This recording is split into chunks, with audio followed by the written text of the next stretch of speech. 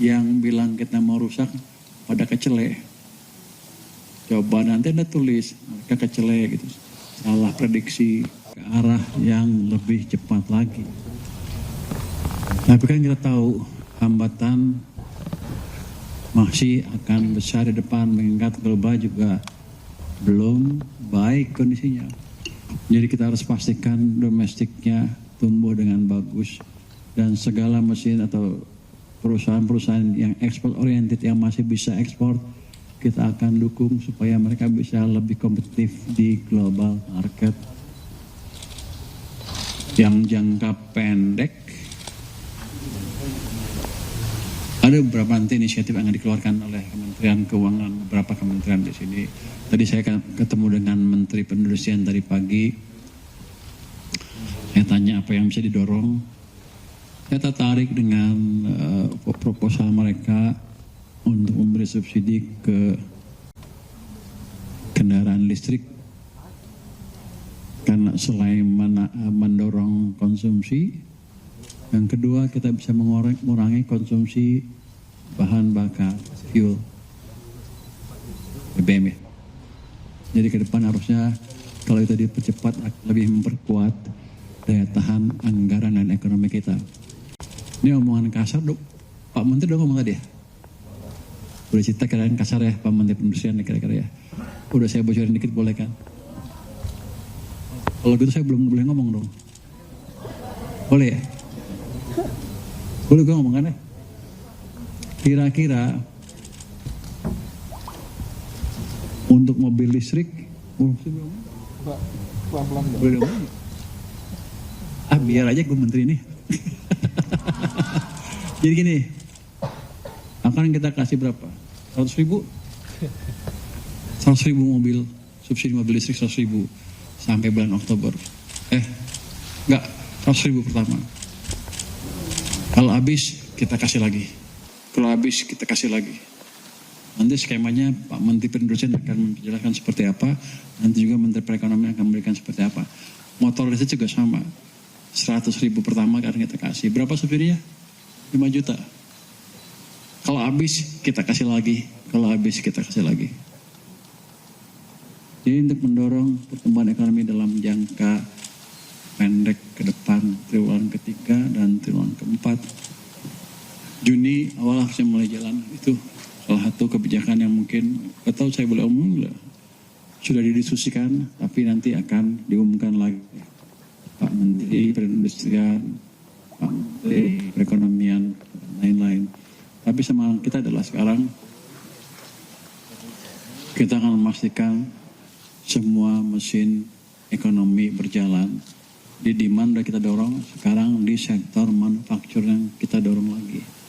Nanti kami juga akan ketemu dengan industri tekstil, apalagi sepatu, dan lain-lain, di mana mereka memerlukan dana lebih murah untuk peremajaan mesin-mesinnya. Jadi kita akan hidupkan betul-betul sektor swasta juga. Jadi ekonomi bukan hanya didorong oleh pemerintah saja, nanti swasta akan hidup juga. Kan dulu kita janji seperti itu. Pak Presiden juga sudah menginstruksikan strategi seperti itu ya Pak Yuda ya. Saya menjalankan perintah Bapak Presiden aja.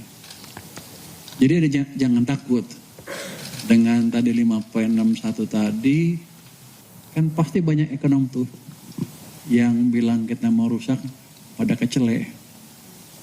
Coba nanti Anda tulis mereka kecele gitu. Salah prediksi. Boro-boro resesi malah naik, apalagi krisis. Jadi kalau ekonomi itu jalan, tumbuh, melambat, resesi itu pasti turun, pasti ada. Kalau krisis itu resesi dalam sekali jatuh ke dalam, nanti recover lagi. Nah sekarang masih sana. Sebagian besar saya lihat di TikTok udah bilang katanya kita menuju 1998. Padahal mereka nggak pernah lihat data ekonomi itu 1998. Jadi data ini, pertumbuhan ekonomi triwulan pertama ini menunjukkan bahwa reformasi ekonomi yang dilakukan sudah memberikan dampak ke perekonomian, dan kita sepertinya akan terus mengalami pertumbuhan ekonomi yang lebih cepat. Jadi teman-teman gak usah khawatir. Saya monitor terus data ekonomi dari hari ke hari. Setiap kelemahan kita diskusikan ya Pak. Kita diskusikan semua. Kita cari cara pemecahan yang paling baik seperti apa.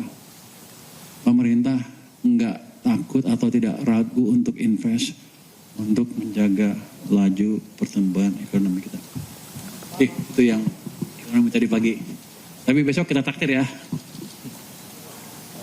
Jadi kesempatan ini saya akan menyampaikan realisasi APBN kita, kinerja dan fakta sampai dengan 31 Maret 2026. Udah telat ya. Kan ya? Telat banget. Ya udah. Kita DPR udah ya. Jadi kita mulai ya. Beberapa kesimpulan utama next. Ini dinamika global. Kita nggak bisa apa-apa tentang dinamika global karena kita nggak bisa kontrol. Waktu saya di IMF World Bank itu ada sesi Menteri Keuangan Amerika menceritakan strategi yang akan mereka lakukan untuk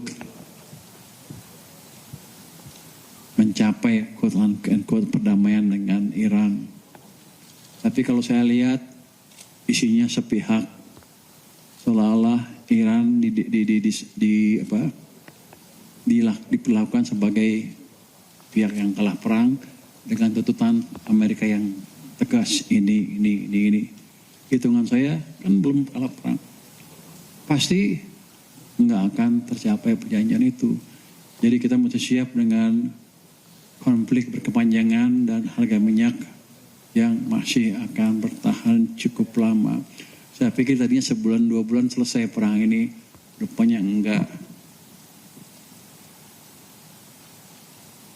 Pemimpin dunia itu masih kurang bijak juga rupanya. Jadi itu yang kita hadapin sekarang. Jadi makanya setiap effort yang bisa mengurangi konsumsi minyak dalam negeri, kita akan kerjakan. Ini apa di sini? Ya harga minyak tinggi ini setelah semuanya batu bara masih rendah, sempat tinggi rendah. Terus CPO juga agak naik sedikit, tembaga agak naik, nikel naik nggak tinggi-tinggi amat, emas naik tinggi sempat turun. Tapi yang menjadi concern kita utama adalah minyak misalnya. Karena ini mengaruhi APBN saya. APBN saya sudah hitung dengan harga minyak sampai rata-rata $100 per barrel sampai akhir tahun. Jadi masih aman. Saya klarifikasi lagi di sini. Ada yang bilang uang saya tinggal 102. Udah saya bilang berkali-kali itu saya pindahin aja 300 ke bank. 100 sisanya masih di 120-nya masih di BI. Bank masih uang saya. Ada saya dengar kemarin, Bang, uangnya kan udah ada bentuk pinjaman ke tempat lain kan, sehingga nggak ada lagi di bank, atau nggak bisa ditarik. Coba Anda pikir, kalau bank ngasih pinjam satu perusahaan 10 triliun misalnya, perusahaannya dapat 10 triliun kan, uangnya taruh di mana? Di bank lagi. Jadi ada proses penyiptaan uang di situ, jadi uangnya nggak berkurang. Ya, memang kalau saya tarik sekaligus mungkin banknya agak kaget, tapi uangnya masih di situ, nggak ada masalah. Cuman kita sudah komunikasi dengan bank sentral ya Pak ya, untuk men-smoothing hal itu kalau memang kita perlukan menarik uang dalam jumlah banyak. Tapi dalam waktu dekat itu nggak akan terjadi karena itu emang salah, nggak akan kita pakai. Sementara pendapatan pajak kita masuk terus dari bulan ke bulan dan sampai sekarang masih sesuai dengan rencana anggaran kita. Berikutnya, jadi berikutnya next. Orang juga banyak bilang Indonesia fiskalnya goyah, maka rupiahnya lemah-lemah dan lain. Kalau rupiah Anda tanya BI nanti aja, jangan tanya saya. Mereka yang berhak menjawab. Tapi kalau kita lihat dari ketahanan energi, kita itu amat kuat. Itu nomor 2 tuh, kalau sebelah kanan tuh. Perbandingan ketahanan energi terhadap krisis energi global. Kalau ada krisis global, kita nomor 2 paling kuat dibanding negara-negara lain. Bahkan di atas Amerika, di atas China, di atas Australia, dan lain-lain. Ini keluaran dari mana? Dari siapa nih? World Bank, bukan ya? JP Morgan. ADB juga melakukan hal yang sama, studi yang sama. Cuma mereka nggak bisa publish, karena kalau mereka publish, nanti negara-negara yang di bawah goncang katanya. Jadi mereka yang di bawah nggak minta, jangan dipublish. Tapi official ADB bilang sama saya, kita di atas, mungkin di top 2 juga. Jadi, di tengah krisis energi dan krisis global ini, kita fondasinya amat kuat. Jadi nggak usah takut. Kita perlu concern, tapi nggak usah khawatir berlebihan. Apalagi yang luar bilang kita mau hancur, mau ini, mau menuju 1998. Saya nggak ngerti itu yang mereka diskusikan itu. Mereka tidak punya data yang akurat. Mungkin 9798 juga sebagian belum pada lahir tuh. Terus nganalisa, tapi tidak lihat pada waktu itu apa yang terjadi di ekonomi kita. Mereka prediksi 998 akan terjadi lagi kan katanya.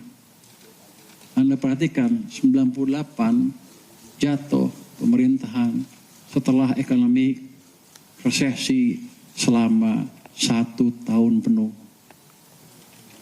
Kita sekarang baru resesi, masih ekspansi, masih akselerasi.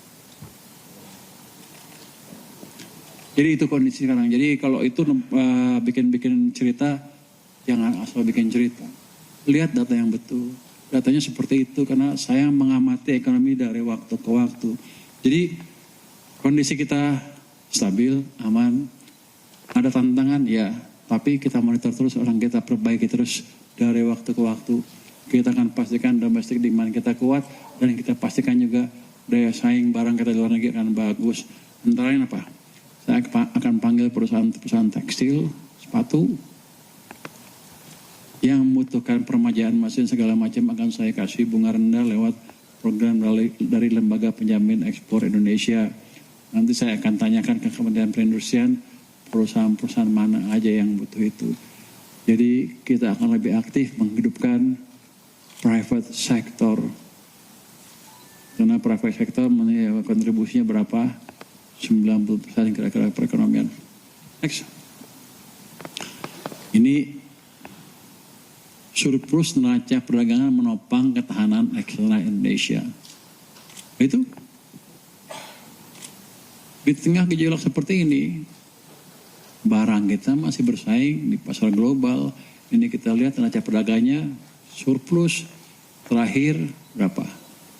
3,32 miliar dolar di bulan itu, netnya kalau lihat garis hitam itu kan plus terus sepanjang tahun. Jadi kondisi eksternal belum pengaruhi secara negatif ekonomi kita. Ini surplus berarti kita masih bisa bersaing di pasar global. Subscribe, share, like, and comment. Subscribe, share, like, and comment. Subscribe, share, like, and comment. Subscribe, share, like, and comment. Subscribe, share, like, and comment.